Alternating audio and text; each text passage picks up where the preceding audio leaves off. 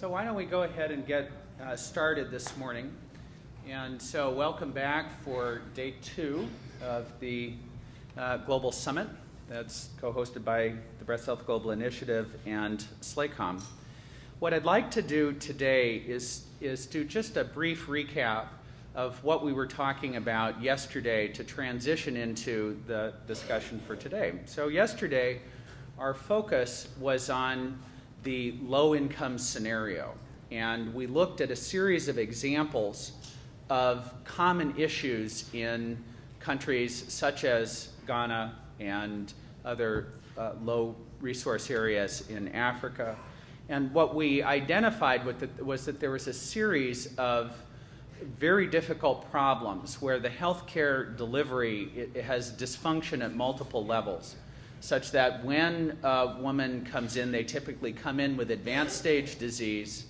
Once they're identified, diagnosis tends to be delayed, and treatment is commonly incomplete. Now, today the focus is the middle resource environments, and something that we've been learning through the guideline development process is that the problems are not identical, that in fact it's a shift.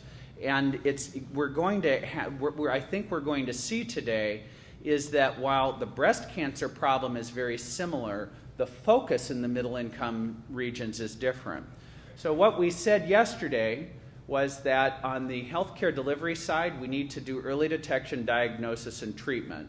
And in the low income setting, that whole arena is problematic. On the public empowerment, public advocacy side, we recognize that survivorship and advocacy is necessary in order to create awareness. What Dr. Kazap, my co-chair for this course, published a very nice analysis in which they surveyed a series of healthcare experts in Latin America and to ask what are the nature of the problems and in the Latin American middle income environments. And what they largely found was that for the most part, treatment was intact. So it wasn't that, well, we don't have any surgeons and radiation therapy is completely unavailable and no one's heard of systemic therapy. That's not it at all. The questions may be some of the therapies we really have great difficulty affording. Herceptin is extraordinarily expensive and difficult. But the main focus, the main problem is that the women are coming in with this very advanced stage disease, and it's really difficult to impact on breast cancer with all of the resources if women are presenting with T3, T4 cancers, metastatic disease. And so this shift of how do we downstage patients, how do we approach this to get patients from the awareness to early detection, this is a major issue in the middle income countries. I want to introduce this concept. This is in your packet. But we began to talk yesterday about the challenges of education and how do we move from a very informal approach to education and thinking about education to something where education becomes a tool, a sharp scalpel.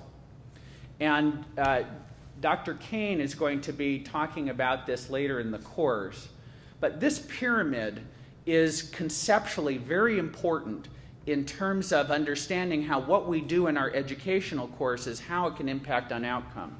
And when we use education as a tool, in continuing medical education courses in the US, we have surveys that we do we have people fill out, did you like the course? And what we typically will measure is at the very bottom of this pyramid. How many people showed up? Okay, we had 151 registrants for this course, and we actually know how many people were here, and we might ask very simple questions like, did you like the course? Was the organization okay? Did they serve good food? Well, all of that's fine, but that's not a very powerful assessment. What we actually really want to know from these courses, and it doesn't matter whether it's a global summit or a regional course, is did anybody learn anything? Did you actually acquire new knowledge that you did not have before? The next step up, and this is where I want to start to see our educational courses going, is does this change performance? Does this change what the healthcare provider does? And so one of the things that we're going to be asking you for is to review. We will be having an online questionnaire, and you're going to be getting emails, and I'm going to ask if everyone could just take a few minutes to fill it out, because we're going to want to know things about what you actually learned here. In the setting of doing the courses in Ghana that you heard about yesterday, in the next set, we're going to be having follow-up questionnaires of the participants 3 months down the road, where we find out, what do you remember of what it is that you did? And even more importantly, what did you do? Has something changed in your practice? Or did you go back and, gosh, that was really interesting, but no, I really didn't change anything in my practice because I couldn't. I didn't have the tools. Ultimately, it's the top of the pyramid that everyone here is focused on. How do we change health outcomes? And by using a formal educational strategy like this is how I think we can turn educational experiences into a sharp scalpel. We're sharpening the blade by using this type of focused intervention. So at this point, I would like to ask Dr. Joe Harford to come up. Joe has an announcement for our group. Joe, are you here in the audience? Yes, great. If you could come on up.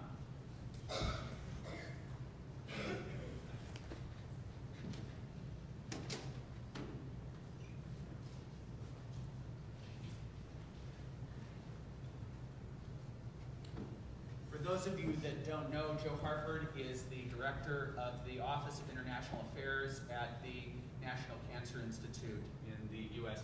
based in Bethesda. And that institution, the National Cancer Institute, is part of the federal government. And I think I've been tapped for this particular function this morning because I'm the token federal government person.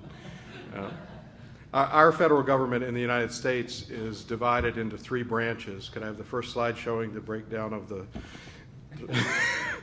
I won't go into a civics lesson on the 3 branches, but they're co-equal, the executive, the legislative, and the judicial. And in the legislative branch, there are 2 houses, as you know, the United States Senate and the House of Representatives.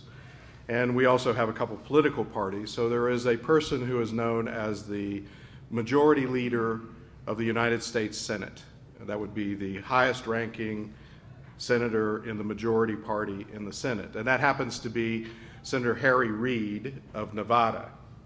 And I hold in my hands a declaration, very nice calligraphy and the like. You'll be able to see it, I suppose. That is from United States Senator Harry Reid, a certificate of commendation presented to the Breast Health Global Initiative in commemoration of your 2010 Global Summit on International Breast Health and in appreciation of your leadership and collaboration on improving breast health care delivery around the world.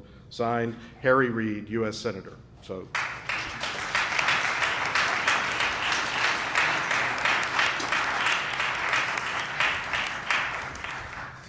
thank you very much, Joe, and we are really, really honored to be recognized by Senator Reid.